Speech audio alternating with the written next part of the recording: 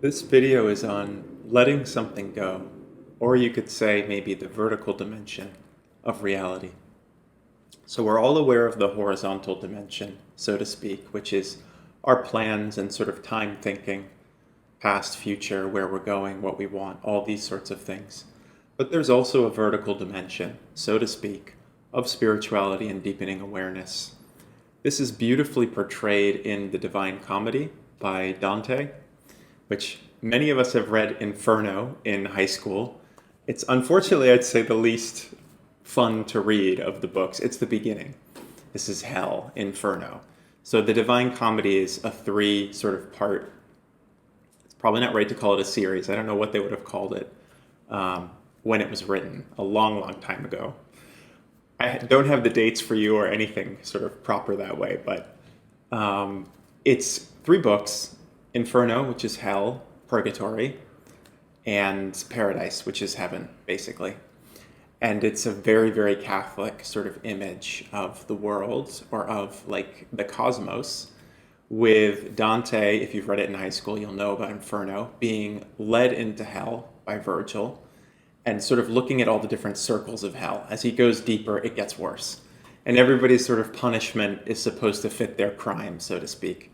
It's pretty grisly. A lot of it by modern standards is terrible. Gay people don't have a great place in hell, unfortunately. And it keeps going sort of deeper and deeper until actually what happens is that he sort of crawls out the bottom of hell. And in that starts sort of the next book, Purgatory, where he's climbing a mountain. And it's not as bad as hell, but it's not great. And there are sort of challenges. It's an arduous task to climb this mountain. And then he eventually reaches paradise, which is the most beautiful of the books, I think, not surprisingly, and is really spiritual. It has some really kind of evocative imagery, and it corresponds to the cosmology of Dante's day, really anchored by the Catholic Church and its beliefs and teachings about, astronomy and all that, which would have been, I think, astrology at that time too. But it's definitely not scientifically correct, but it's very beautiful. And while it's not scientifically accurate, Galileo would have thrown a lot of that off. It does point to a very real revolution in the psyche that happens when we start to move inward and let something go. So we've all heard, like in this pleasant sort of Instagram way, let something go today, release something you're holding on to, your baggage, whatever it is. That's great. But we often don't realize just how deep that process of letting go can be, how much can be let go, and how transformative that is. And I use this image of the Divine Comedy because this is a situation where you have a person moving through different exterior environments. So going into hell, coming out into a purgatory where there are real things happening around him. There are mythical creatures and beasts and terrible things. And as he climbs higher, it becomes lighter and lighter.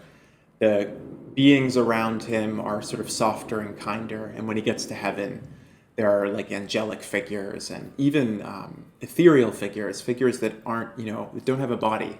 They're just like spirits and things like that. And the planets and the sun and all these kinds of things. It's very, very beautiful, but it's physically manifest around him. We totally miss this dimension of reality. We do not realize that as we shift something in the psyche, we actually change the experience of the world around us. This is something we have not grasped as a species, how radical this shift is for us. When we let more and more go, when we look into hell, look into all the things we're holding on to, all the baggage, find some inner guidance through it, our own Virgil, so to speak, come out into purgatory, climb, move through all this baggage. So kind of disrupt everything that's within. Let each thing go, observe it, sit with it. Each time we release something, the whole world around us becomes lighter. I'm not saying there that every person around you is also liberated. Unfortunately, people are still holding on to their own baggage. So I'm not saying that, if you let go of things, you'll suddenly be in a utopia where everyone gets this. That's not the case. But your environment, the physical objects around you, take on new life, new levity. It's like you go from a really dark 2020 movie into a 90s film. So, like, actually, I kind of like that image because in the 90s film, there are still bad guys and there's still sort of, heavy things happening sometimes. But it's much more romanticized, much more light. We all know that about the 90s. It was sort of like a naive kind of, I don't know, sweet image of things. It was also my childhood, so that gives me a particular fondness for 90s movies. But, movies today tend to be a lot grittier, a lot heavier. The atmosphere of the film tends to be more of a stark realism in general. And the 90s film is a little more like fantastical and, kind of airy. That transformation of atmosphere, even if the things happening around you are the same, even if other people's baggage and actions are the same, is possible in you. So as you let things go, as sort of your inner world opens up, it's like the atmosphere lightens up and you see new life in everything around you. And there's no end to that. As you continue to let go and move more and more deeply in, you not only come through purgatory, but come into a sort of paradise, at least in your experience of reality. And while that doesn't immediately liberate everybody and, put you in a direct collective utopia, that also does give you more space to kind of present to other people. So that sort of paradise in you is something that lightly reaches others. And there is a collective transformation that happens as we all do this, or as any one of us does this. There's maybe some new light brought in, new art created, new words spoken that have more inspiration. So there is a collective process happening there, but it's really more directly about your experience of the world. When I was a child and I would meditate without knowing what that was, I would just go inward.